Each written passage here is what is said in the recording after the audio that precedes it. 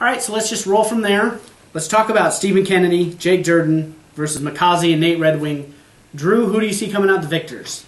Well, I think you look up and down this card, and there's certainly a coin flip of a match, and this is probably about as close as you can get. You've got injuries potentially on both sides, and you certainly have two very experienced athletes on really both sides, too. I mean, this is a really, really hard one to pick. I'm going to go, though, with Kennedy and Durden just by the simple fact that I think they've had more recent chemistry together. I think there's more of an understanding. The resurgence have a little bit of momentum build up despite Casey Karrington. I think both sides will be distracted, but I think Red Wing's absence for more than half of a year, that's a long time to be missing and having those meetings and internalizing things. So I got to go Kennedy and Durden. Tito. It's a hard toss-up because you have a captain teaming up with a powerhouse and a captain teaming up with a powerhouse. You have two elements head-to-head, But I'm going to have to go with Makazi and Red Wing. Here's why. Because Kennedy and Durden do have injuries. Makazi, on the other hand, has a rumored head injury. True or false, we don't know, but it's only rumored. And rumors can only be taken with a grain of salt.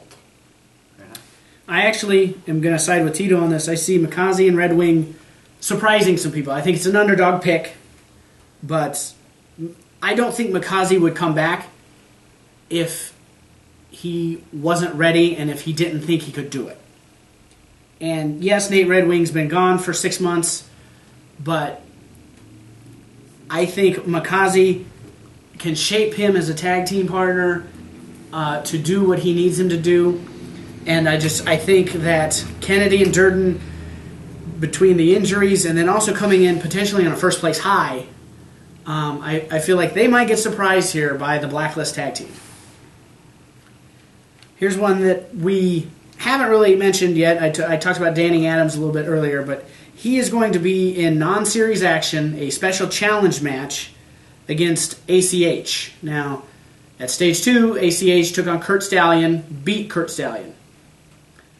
Adams is a little bit angry at his general manager, Greg Jovi, for now signing Kurt Stallion to his team and putting him in series action. So now Danny Adams feels like he's better than Kurt Stallion, and this is how he's going to prove it, by beating ACH.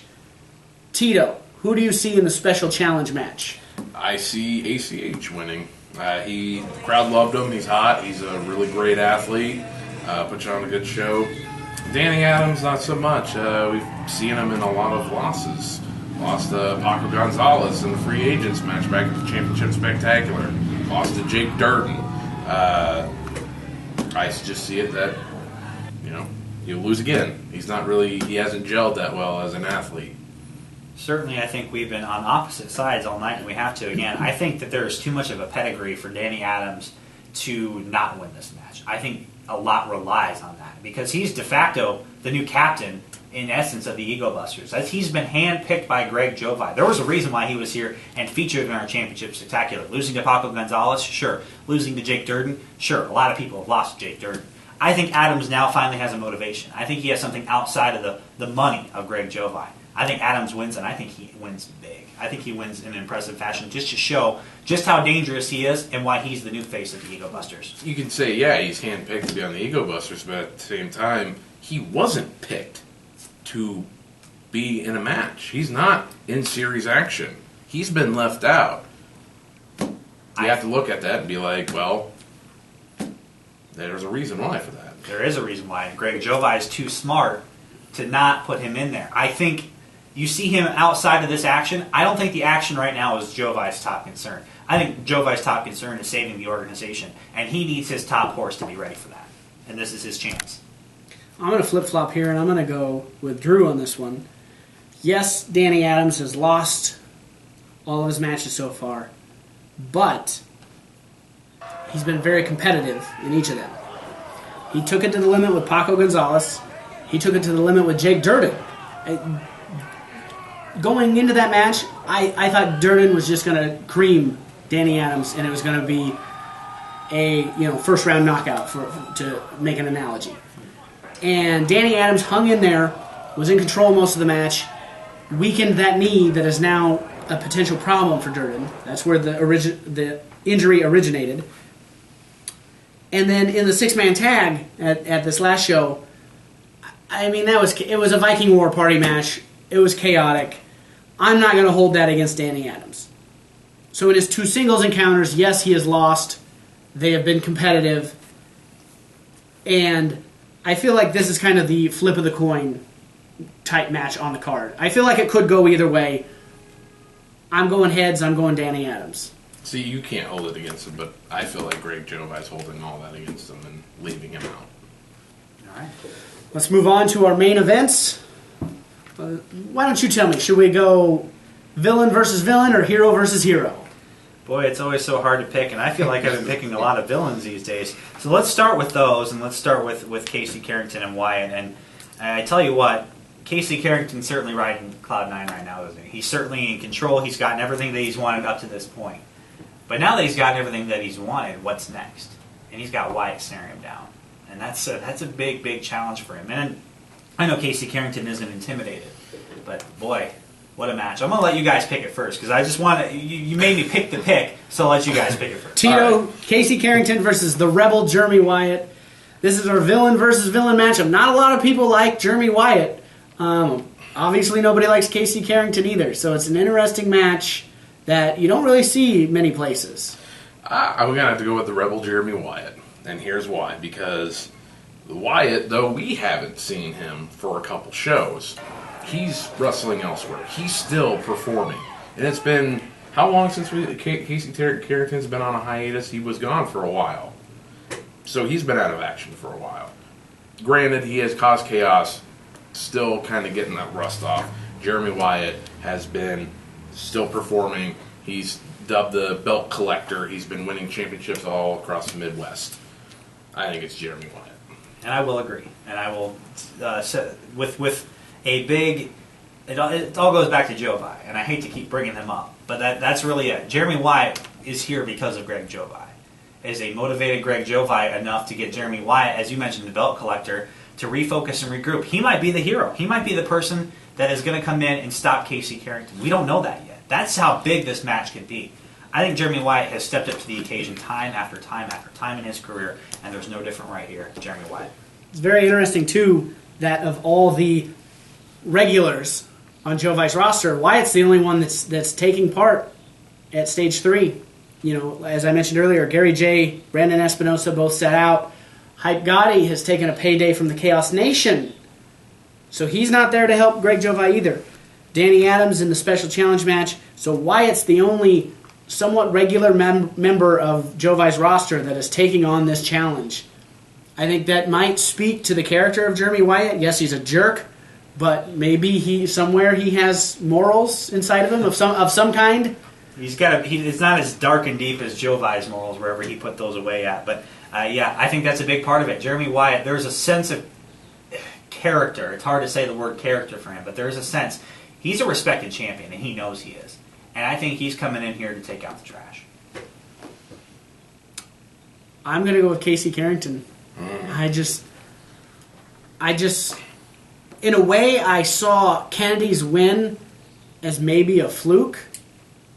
It was a back and forth fight, but Casey Karrington dished out most of that punishment.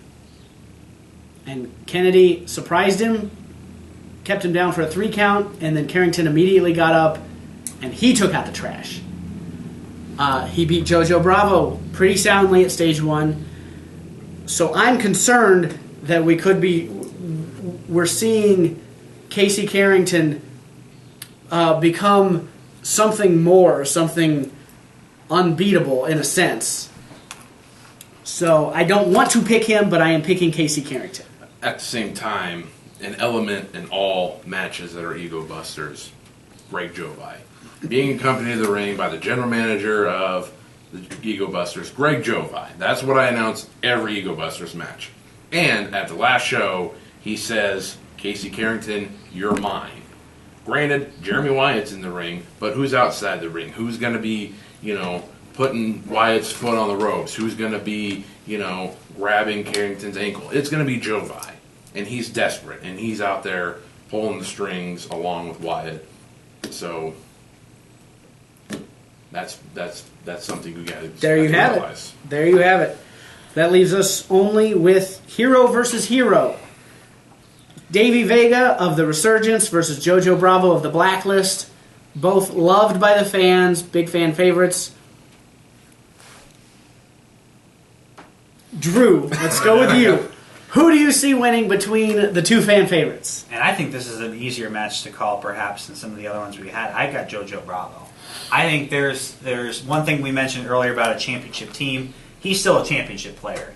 And there's a wave of momentum. Yeah, sure, he lost to Casey Karrington, but I think there was a little bit of help there from Mr. Karrington. Jojo Bravo is a tough out. Let's put it that way. He's got 2 strikes on him at all times, and he is fouling off pitch after pitch after pitch until he finally takes you deep. And I think Jojo Bravo, Davey Vega, I've got all the respect in the world for Davey Vega as well. But I think Vega is always that much more enhanced, and I think there's this great relationship in the Cobra Kai dojo that enhances Vega and vice versa with Fitchett. I think there's a special bonding connection that allows him to perform when Fitchett's in his corner and when he's on his side. He's got to face Bravo by himself. That's going to be the tough part, and that's going to be something. And I haven't seen a lot of Davey Vega, mind you, outside of PWCS. Jojo Bravo, he had his back against the wall, and I will pick him every single time because he showed the heart and the dedication that, as good as Davey Vega is, Jojo Bravo is that much better. So, before you answer, you call Jojo Bravo a championship caliber player, correct? Yes. Would that imply that Davey Vega is not? I'm not saying he, on his own. There we go. Let's put it that way. On his own, maybe not. With Matt Fitchett at his side, there might be no better tag team in the St. Louis area. Fair enough. Tito. This one's a tough one. Bravo, he's the sole survivor of season 1, as we call him. He brought the 5-1, the 1 in the 5-1 for the Ego Busters last season.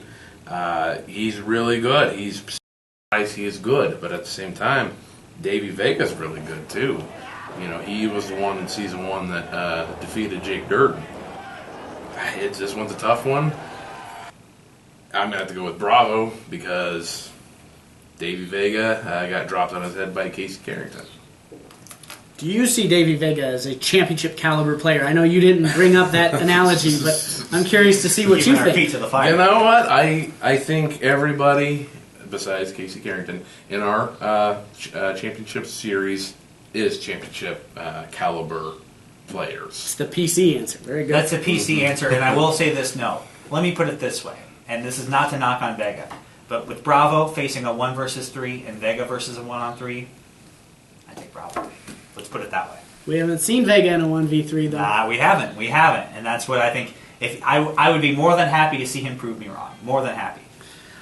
I'm going to go against the grain. I don't agree with either of you guys. I love Jojo Bravo. He is weird and eccentric and a great athlete, and I love him to death.